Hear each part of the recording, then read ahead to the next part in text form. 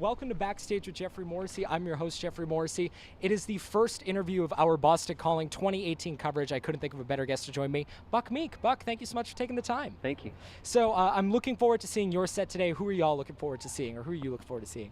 I'm most looking forward to No Name. No Name. Nice.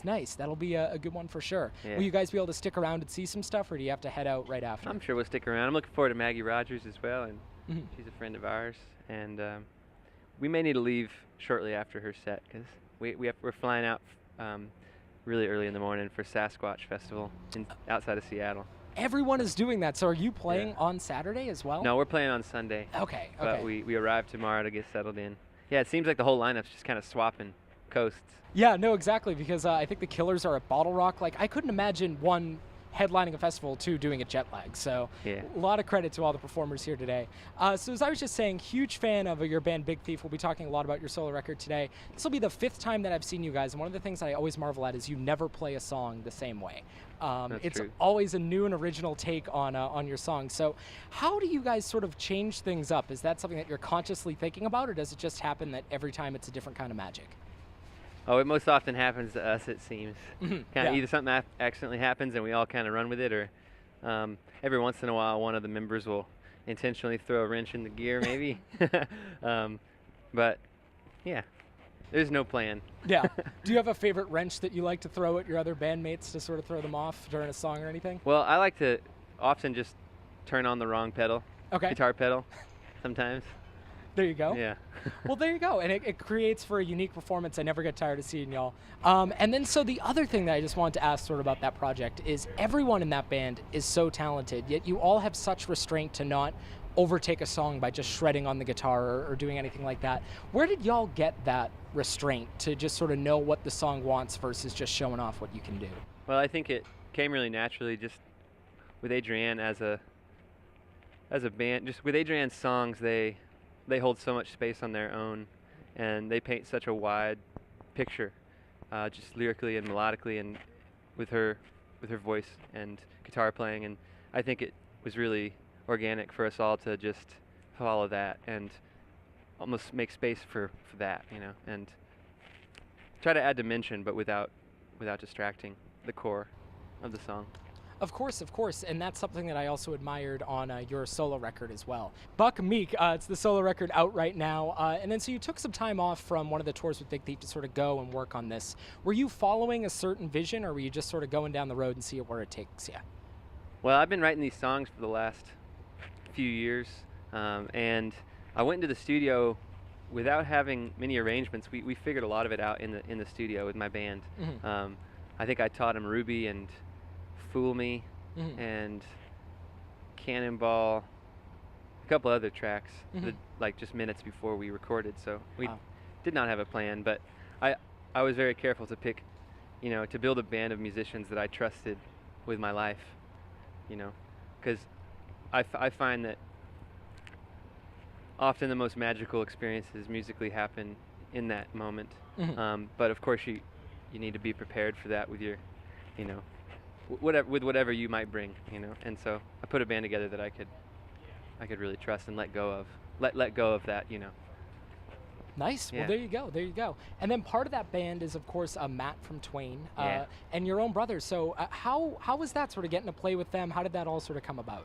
I wish I had more time to play with my brother. He lives in Los Angeles, and I spend, most of this album was recorded in New York City, and so he was able to play on one song. I wish I could have him on the road full time. One of these days, maybe once we start touring more often. But it's a dream to play with my brother Dylan Meek. He's a wild animal on the keys. And we've been playing together all our lives. I grew up playing a lot of ragtime and manouche jazz, and he grew up playing tons of bebop and blues, and so we used to jam all the time.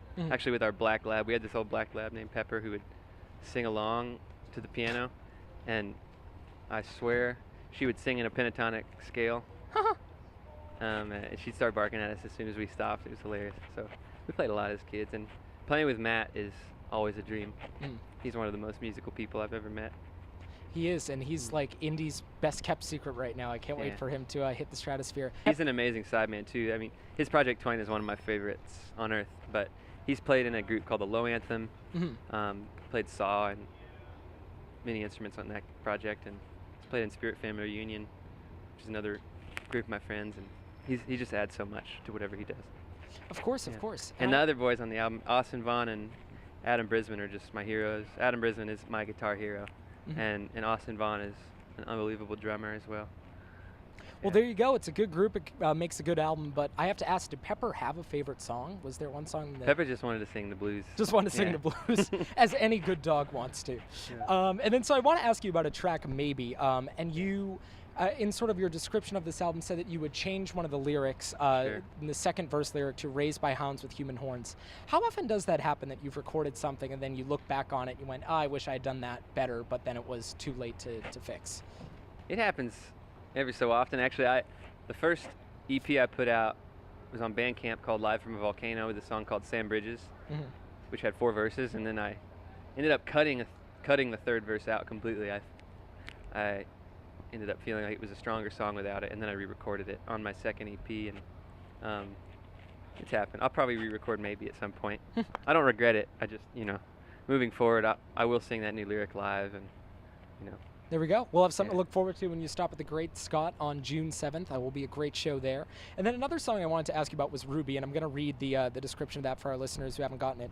Ruby is the suspension in love when time enfolds in on itself, when the first instance of meeting cycles through the idiosyncratic friction and camaraderie of years together, which again cycles into infancy and fascination, all contained within a sideways glance. As someone who isn't a musician, I could never imagine encapsulating such a specific feeling into a song. And I think that's one of the things that sort of non-musicians are always taken aback at, is how y'all sort of make these things into one sort of cohesive song. So walk me through that. How do we get from the idea of Ruby and the description of that song to what we hear on the record? well, for me writing it, I suppose I had a feeling Mm-hmm. in my body, in my spirit. I had a feeling, and for this particular song, I imagine it was a bittersweet one, Yeah. a feeling of ennui, and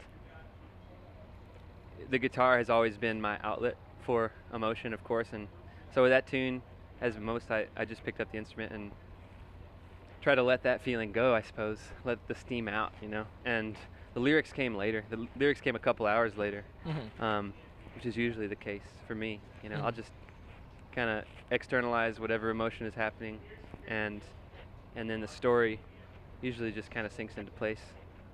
Of course. Yeah. So the guitar is the thing for you. That's your emotional outlet more so than the lyrics. It will often start with the guitar and maybe my voice just humming melodically, and trying to sketch that emotion, Nice. and then fill in the details when they make themselves known, I think.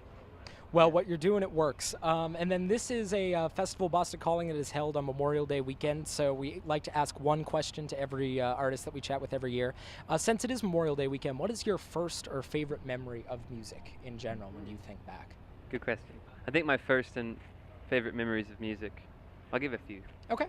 They're flashing through my mind, but I think let's see, with my family. I have a very early memory of my grandmother sitting with me in the living room of their house in Houston, Texas, and just banging on a book like a drum with me as a very young child. And at this point, it's just almost like a stained glass window Mm. image. And then my mother actually gave me my first guitar lesson.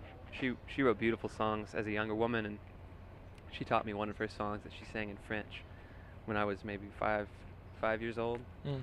on her old acoustic Yamaha guitar.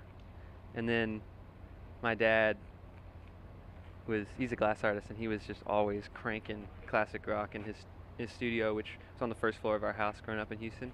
And you could hear this classic rock coming, all the way from the studio up to the second floor, and so I was surrounded by that growing up, I suppose. Wow, that's Yeah. awesome, man. That's awesome. Well, I know you have a show to play, so I'm going to let you go after this one. Who are you listening to? Who's been sort of occupying your musical time recently? Well, the last few days I've been loving Bedouin. Okay. He's a wonderful songwriter, and I think her record was produced by Matthew E. White, who I just got into as well. And Mhm. I've been loving Chris Cohen, and Michael Hurley's always in my headphones. and let's see, my friends' relatives put out a beautiful record this year, and really big pine cone, and yeah. Well, nice. Well, if you're not listening to Buck Meek's self-titled record, do that. Also, Capacity by Big Thief is always a great one, too. Buck, thank you so much for the time today. I really appreciate it. Thank you.